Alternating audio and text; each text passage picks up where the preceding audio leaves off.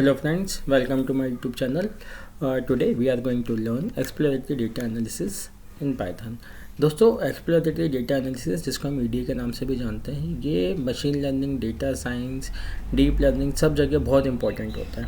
तो हम इसकी पहले कुछ बेसिक थ्योरीज देखेंगे कि बेसिक क्या है उसका। उसके बाद हम चलेंगे अपने कुछ ऑपरेशंस पर जो हम किसी भी डेटा सेट पे अप्लाई कर सकते हैं। दोस्तों ईडीए जो किसी भी मशीन लर्निंग मॉडल या एल्गोरिथम के लिए बहुत इंपॉर्टेंट होता है, काम करता है किस पर, डेटा पे। अगर डेटा ही हमारा इररिलेवेंट होगा या उसमें कोई डुप्लीकेट वैल्यूज़ होंगी तो हमारा जो मॉडल होगा वो सॉल्यूशन भी हमको कैसा देगा, इनएक्यूरेट देगा, और वो सॉल्यूशन हमारे किसी काम का नहीं होगा। तो हमें इसलिए पहले उस डेटा सेट को एनालाइज करना चाहिए। अगर उसमें कुछ इररिलेवेंट डेटा है जो उससे हमारे काम का नहीं है, उसको हमको क्लीन कर देना चाहिए, रिमूव कर देना चाहिए। और ये जो स्टेप्स हम परफॉर्म करते हैं, जो हम प्रैक्टिकली देखने वाले हैं, अगर हम ऐसा कुछ परफॉर्म करते हैं तो उसको मीडिया के नाम से जानते हैं। इसके बेनिफिट्स क्या हो सकते हैं? इसके बेनिफिट्स ये हो सकते हैं कि जो मशीन लर्निंग एक्सपर्ट होते हैं वो बहुत ईजिली उस डेटा को समझ सकते हैं। हम बहुत सारे कॉलम्स ऐसे होते हैं जिनके बीच में कोई रिलेशनशिप अवेलेबल होती है, जिसको हम फीचर्स के नाम से भी जानते हैं, और यहाँ पे हमने वेरियस डेटा एलिमेंट्स भी लिखा हुआ है। उन डेटा एलिमेंट्स के बीच की क्या रिलेशनशिप है हम उसको भी आइडेंटिफाई कर सकते हैं। आइडेंटिफाई करने के साथ साथ हम उसमें क्या रिलेशनशिप है किस किस के बीच में उसको पता कर सकते हैं, मॉडिफाई कर सकते हैं, किसी को क्लीन करना है, किसी को डिलीट करना है। ऐसे बहुत सारे ऑपरेशंस होते हैं जो हम प्रैक्टिकली जुपिटर में अप्लाई कर सकते हैं। तो अब हम चलते हैं सीधे अपने जुपिटर नोटबुक के पास, जहाँ पे अब हम सबको अप्लाई करके देखेंगे किसी एक दोस्तों मैंने अपनी जुपिटर नोटबुक में हम जिस डेटा सेट की बात करने जा रहे हैं उस डेटा सेट का नाम है wine.csv। wine.csv बेसिकली वो डेटा सेट है जिसके अंदर सिर्फ न्यूमेरिकल कॉलम्स है, और उसमें एक लास्ट में हमारे पास जो कॉलम है उसका सेगमेंट है कि उनको वाइन पसंद है नहीं है, क्या क्वालिटीज़ होनी चाहिए, किस टाइप के कस्टमर्स होते हैं, एंड सो ऑन। तो जो हम इसमें आज देखने जा रहे हैं कि हमारी क्या क्या प्रोसेस होती है, उसमें हम उनकी इनिशियल डिटेल्स क्या होती है किसी भी डेटा सेट के अंदर वो चेक करेंगे। उसको मॉडिफाई या रिमूव करना है तो वो करेंगे। डेटा को रिट्रीव कैसे कर सकते हैं ये भी हम देख लेंगे।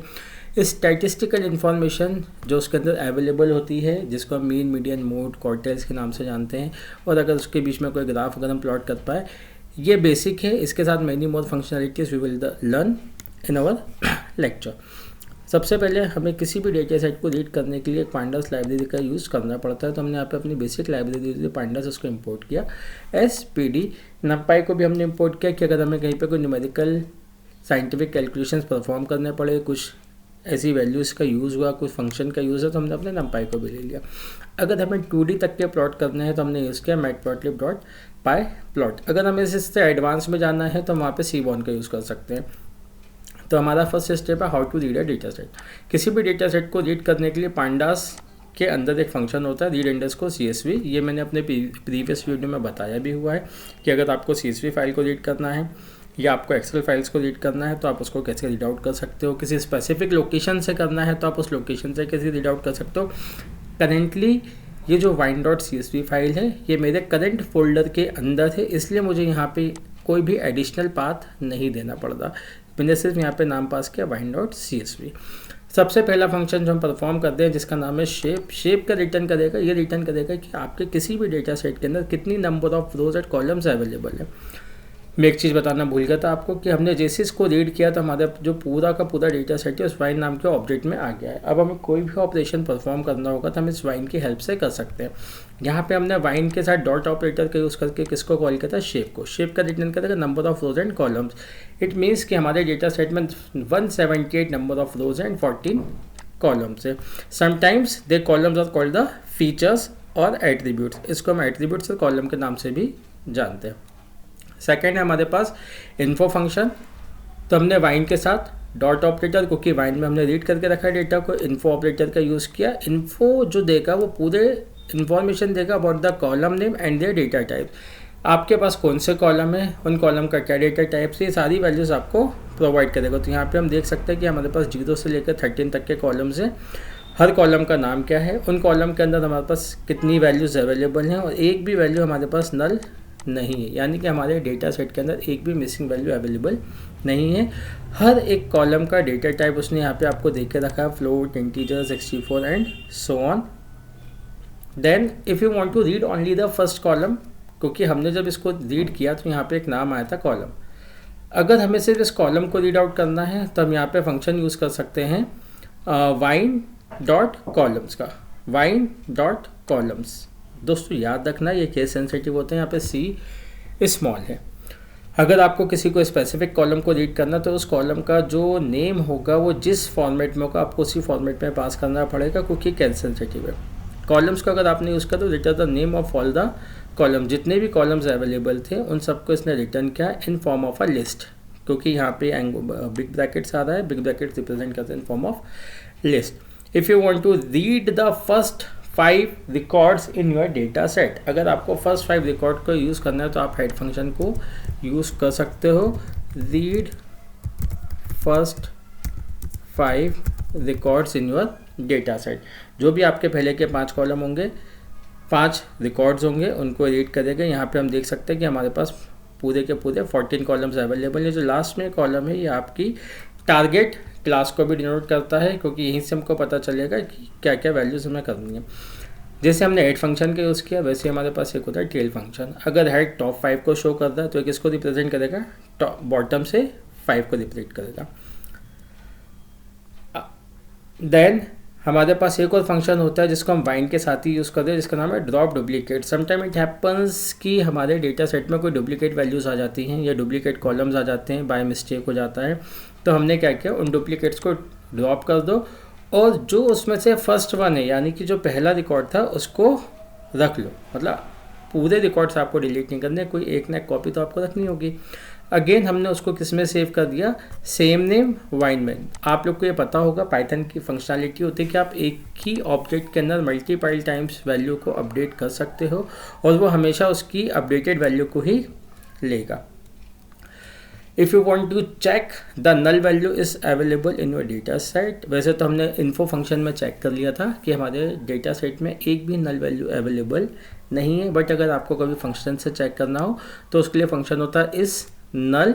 ये आपको बताएगा कि आपके डेटा सेट में कितनी नल वैल्यूज़ हैं या नहीं है, बट इसको यूज़ करने से हमें ट्रू फॉल्स के फॉर्मेट में आंसर मिलता है, जो थोड़ा सा टिपिकल होता है समझने के लिए।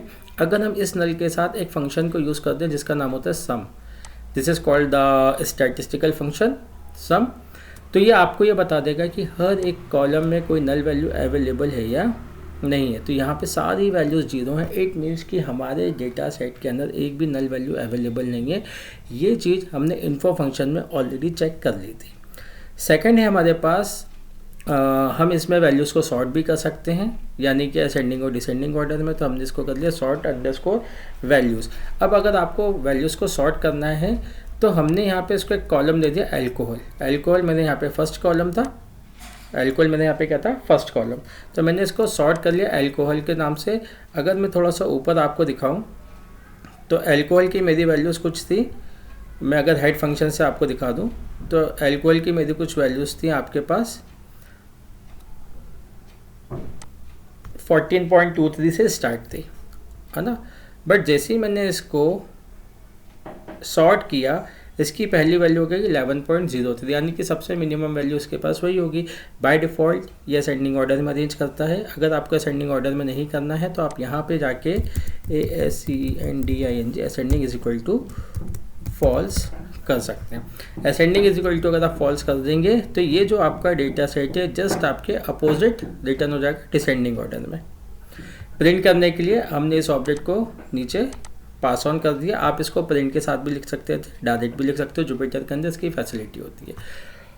अब हमारे पास सबसे इंपॉर्टेंट फंक्शन होता है यूनिक, क्योंकि यूनिक ही हमको ये बताता है कि हमारे किसी भी कॉलम के अंदर कितनी ऐसी वैल्यूज़ हैं जो यूनिक है, क्योंकि कई वैल्यूज रिपीट होती हैं। अब हमारे पास जो टारगेट क्लास थी उसका नाम था कस्टमर अंडरस्कोर सेगमेंट, ये हमारे एकदम लास्ट वाला कॉलम था।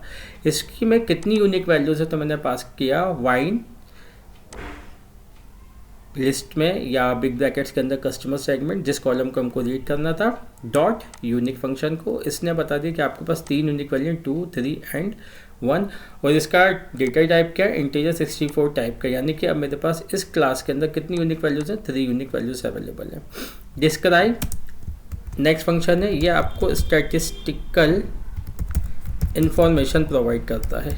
स्टैटिस्टिकल फंक्शन स्टैटिस्टिकल इंफॉर्मेशन में कि अगर आपको ये पता करना है कि मेरे पास कितने नंबर ऑफ़ कॉलम्स हैं, उस कॉलम की मीन वैल्यू क्या है, स्टैंडर्ड डिवीजन क्या है, मिनिमम वैल्यू क्या है, उसके अंदर मैक्सिमम वैल्यू क्या है, first quartile, second quartile, third quartile. ये 25% जो है इसको स्टैटिस्टिक्स में फर्स्ट क्वार्टाइल बोलते हैं, 50% को हम मीडियन भी बोलते हैं, सेकंड क्वार्टाइल भी बोलते हैं, 75% को हम थर्ड क्वार्टाइल बोलते हैं इन टर्म्स ऑफ स्टैटिस्टिक्स। ये सिर्फ आपको उन्हीं कॉलम्स का कैलकुलेट करके देगा जिसमें न्यूमेरिक वैल्यूज़ अवेलेबल हैं। और अगर हम ध्यान से सोचें तो हमारे सभी कॉलम में न्यूमेरिक वैल्यूज़ अवेलेबल है, क्योंकि हमने जो डेटा सेट यूज़ किया wine.csv, उसमें सारी वैल्यूज़ हमारे पास कैसी हैं, न्यूमेरिकल है।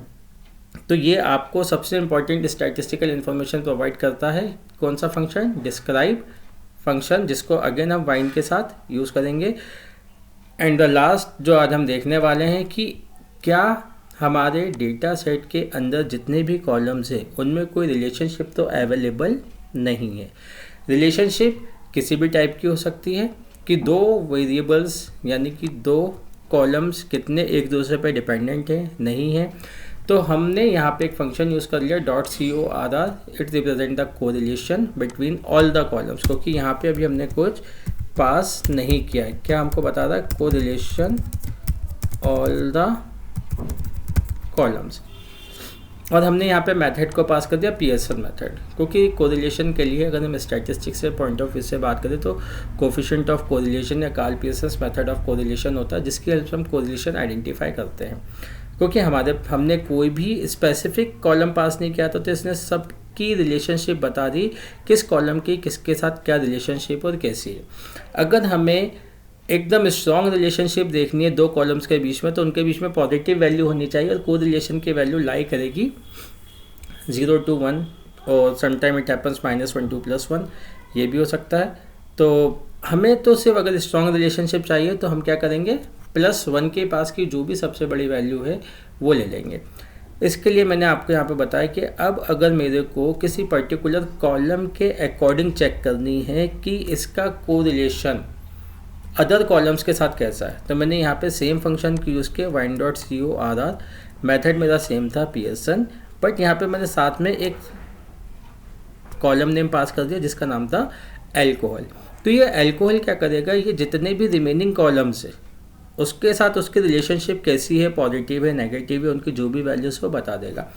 इसमें जो सबसे बड़ी वैल्यू आ रही है, आई थिंक वो आ रही है प्रोलाइन की 0.643720 पॉजिटिव है, यानी कि ये रिप्रेजेंट करता है कि इसकी सबसे स्ट्रॉन्ग रिलेशनशिप अगर जो बन रही होगी पॉजिटिव, वो प्रोलाइन के साथ बन रही होगी। दोस्तों आज के वीडियो में इतना ही। अगर मेरा वीडियो पसंद आया तो लाइक एंड सब्सक्राइब करें। नेक्स्ट वीक में हम देखेंगे कि इन सब के ग्राफ्स को हम कैसे ड्रॉ कर सकते हैं।